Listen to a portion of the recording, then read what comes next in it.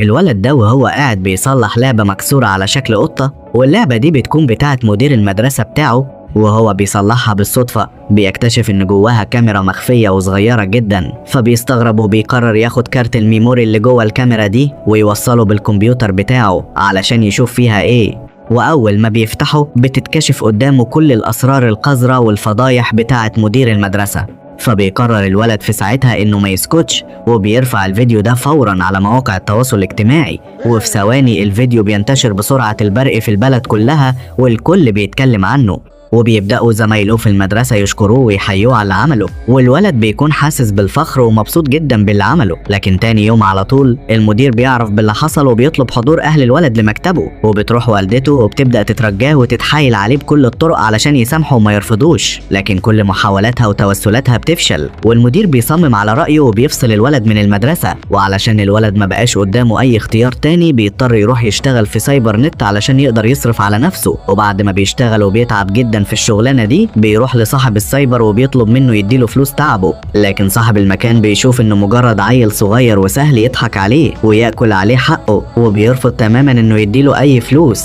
لكن الولد ما بيبانش عليه اي خوف وما بيتهزش، وبكل هدوء بيطلع تليفونه من جيبه وبيدوس عليه دوس بسيطة، وفي نفس اللحظة كل الاجهزة والكمبيوترات اللي في السايبر بيجيلها فيروس قوي جدا وبتتقفل كلها مرة واحدة، وبيقف صاحب السايبر وهو مصدوم ومش مصدق اللي حصل. وطبعا بعد ما بيخسر الشغلانة دي بيضطر الولد يشتغل في تجميع الخردة والحاجات القديمة من الشارع علشان يقدر يعيش. وفي يوم من الايام وهو بيدور وسط صندوق الزبالة وبيفتش فيه بيتفاجئ بوجود ورقة دعوة لمسابقة كبيرة خاصة بالهاكرز، وتاني يوم بيروح الولد على طول لمكان المسابقة دي، وبيكونوا المنظمين بتوع الحفلة واثقين جدا في نظام الحماية والأمان بتاعهم لدرجة الغرور، وبيعلنوا قدام الكل إن أي حد هيقدر يخترق ال10 طبقات حماية بتوع السيستم بتاعهم في خلال ساعة واحدة بس هيكسب جايزة مالية ضخمة قيمتها 5 مليون دولار. وأول ما الولد بيسمع الكلام ده بيتحمس جدا وبيقرر يسجل اسمه ويشترك في المسابقة فورا، لكن نظام الحماية ده بيكون قوي ومعقد جدا وأصعب بكتير من اللي أي حد كان يتخيله، ودرجة صعوبته بتبان من أول طبقة حماية بس، واللي بيعجز عن فك تشفيرها 99%